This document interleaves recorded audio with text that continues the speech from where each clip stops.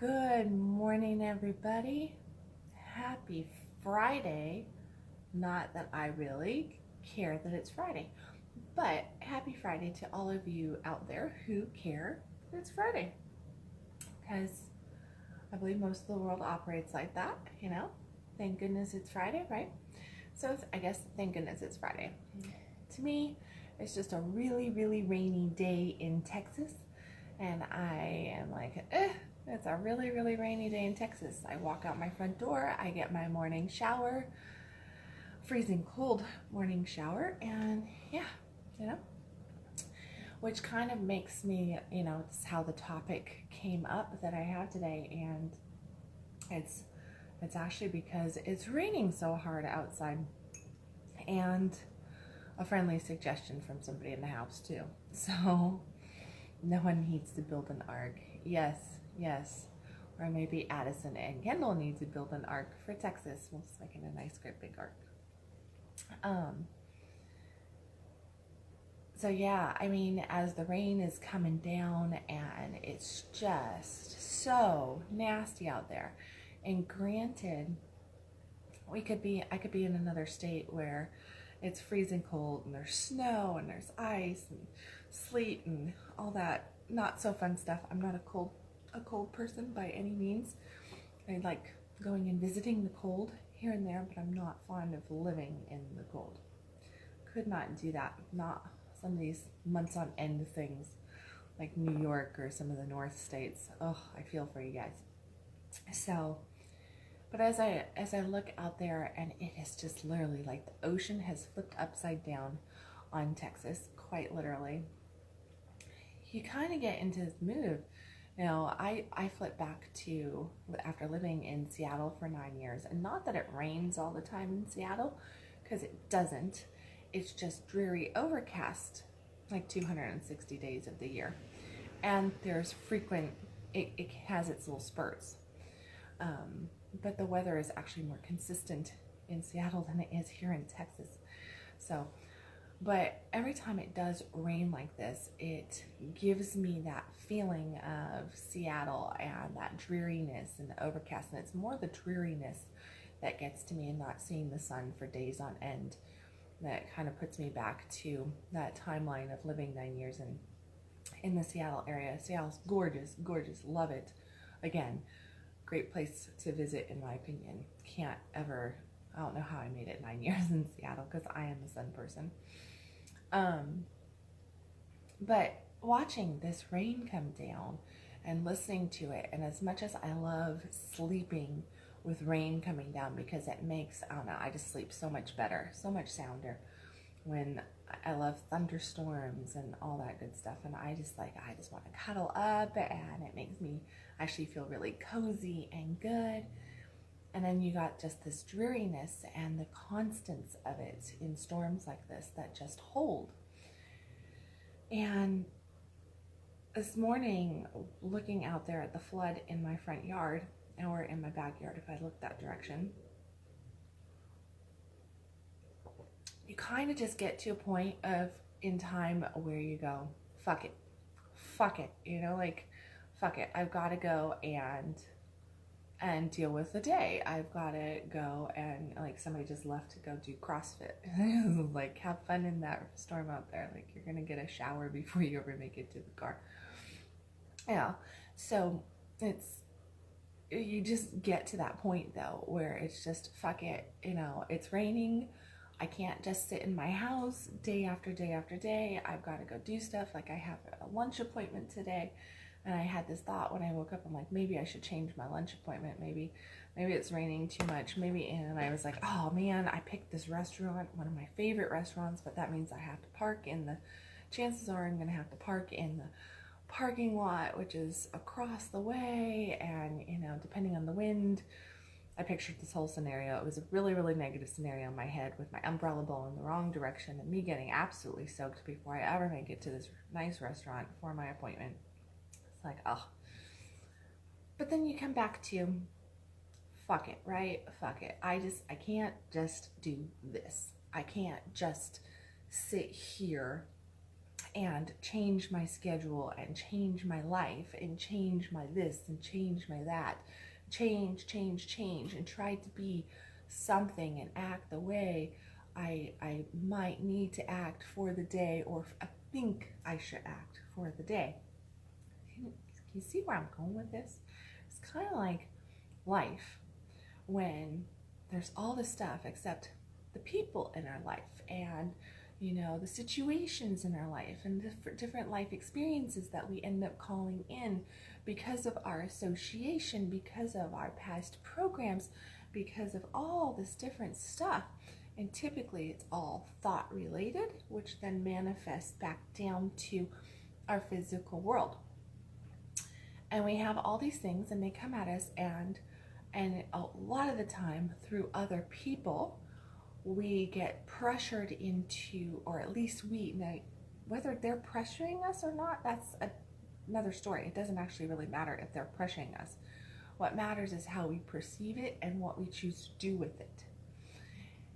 And if we feel pressured, and we're perceiving that we're being pressured, or we're perceiving that we're not going to be received for being our authentic self, then we start to change our authentic self. We start to change us to fit into this frame that we think is going to work best.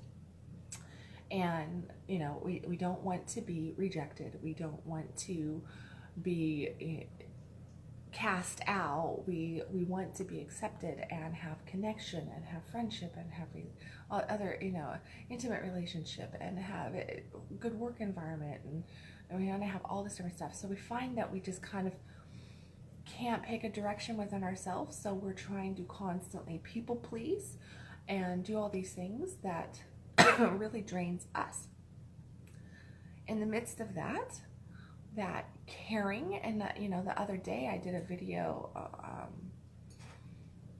what was that? That was Wednesday, because I've been trying to do these daily vlogs, just little short 7-8 minute vlogs. And Wednesday, if you go back and look through the videos, you'll see that it's is your give a shit too much. And it's kind of like that. Is your give a shit too much? Because if you're constantly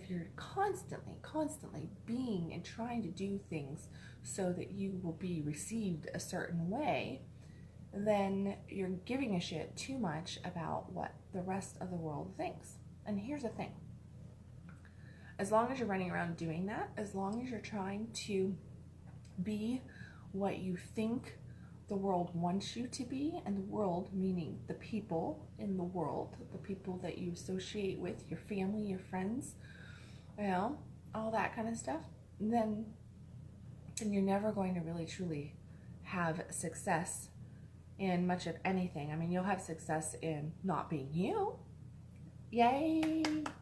You'll have success in not being you. Well, most of the world has success in that too, and the reason is because they're not being, they're constantly doing this, whether they say they are, or they're not, they are. I mean, I'm still even guilty of this, as far as every now and then I tip down and I start to wonder, like, oh, did I hurt that person's feelings? Oh, was that taken okay? Oh my goodness, like, should I post that? Should I share that? Should I say that? Should I do that topic? What if somebody doesn't like the way I think about that? Or what if somebody doesn't like what I shared on that experience there? Is that too much? And then at the same time, that feeling of I'm not enough. I'm not worthy of this interaction. I'm not worthy of this connection, this relationship.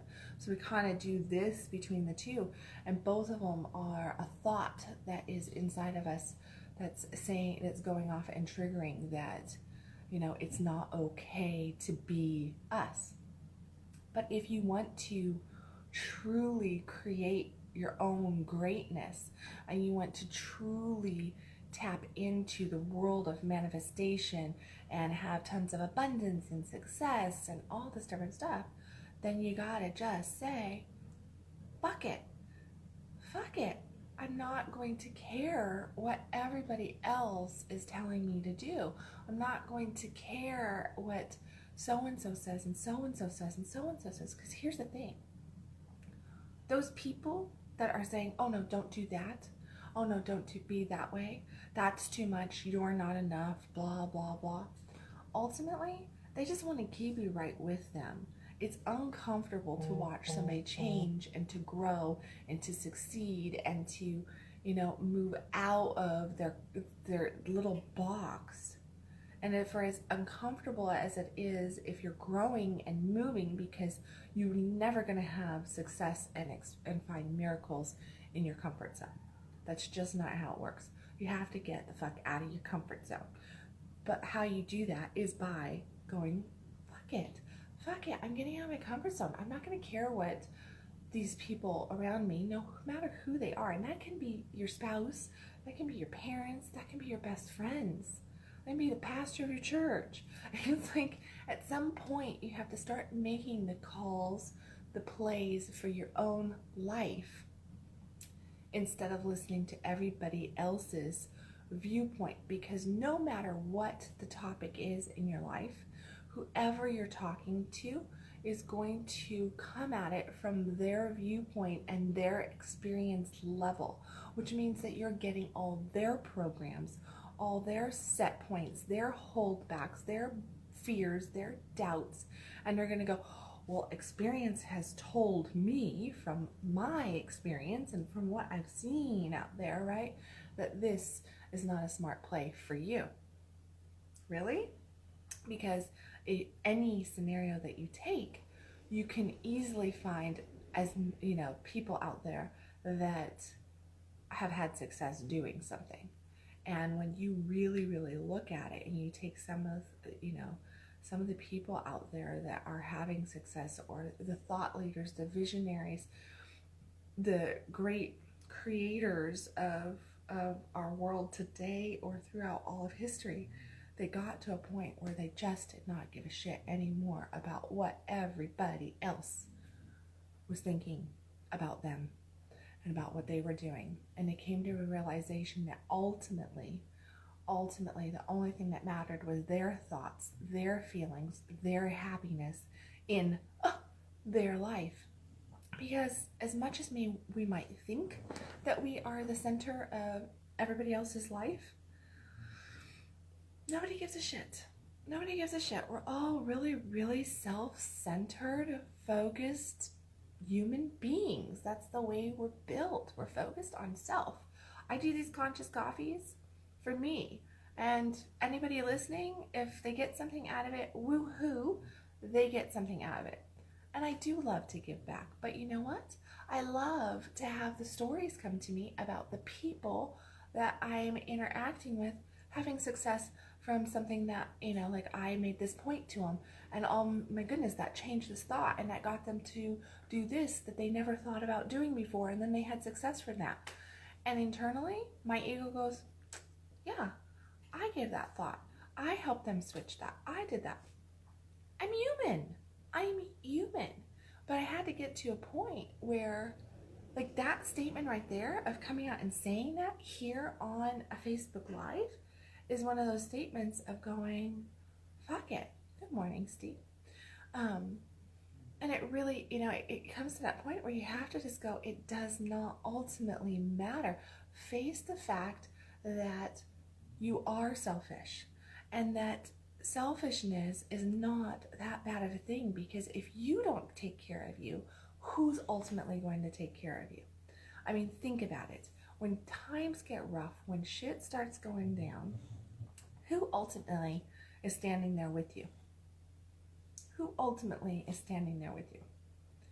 In the end, for most of us, we may have one or two people that stick in our lives when shit goes down, outside of ourselves. But for the guaranteed, the one and only person that's ever going to be there for us is us. That's it. Majority of the people, no matter what the relationship is, will just drift off. They'll stop talking to us. They'll get really, really busy. This will happen. That'll happen. All this stuff will happen. and they won't really truly be able to stand there and hold that space for us. And yes, there will be normally, typically, in people's lives, and if you have enough people in your life and everything, you'll find that you have one or two people that that will hold through for you, and those really are fantastic, very, very valuable relationships. But in general, when you really get down to it, the only person that's there for you is you and God, of course. But I'm talking on a very physical level today, not on that spiritual level. But this fuck it does come through in the line of that you really got to get to a space where you are just kind of, I'm done. I'm done giving a shit about what everybody else thinks. I'm done caring about this or that. And guess what? As much as that is a mental, emotional switch, it is a spiritual switch too, because what happens in that moment, and here's how the spiritual will come in for you, how the divine will even access you even more, or you access the divine, or tap into God's blessings, whatever you want. That space of fuck it opens you up to receive, because your resistance finally is gone. You open up to the land of allowing versus the land of restricting and saying, no, I don't need the blessings. I got this. It's okay. I got this. I don't need the blessings. Now we might be saying, oh no, I want this, I want that, I want this, I want that. But what is really going on inside of us energetically, emotionally, thought-wise? And often we have all of these things, these programs, and it can be just the littlest of thoughts, like, I'm never going to make more than $50,000 a year. I'm never going to really find the person of my dreams. I'm never going to really be in love with my body. Okay? I always have to, I have to be the one that supports this person, that there's nobody else for them. These are all thoughts that kind of keep us stuck right here, and it's really, really, those thoughts right there are us going, no, I don't need the blessing. I don't need it. And once you drop down and you start allowing, which means you just go, fuck it, then all of a sudden you'll start to notice that blessings will start to come in too. And it's a matter of just your resistance level dropping down. And that's where you'll have the universe, God will just start to flow this good shit into your life. And you'll be like, what the hell happened?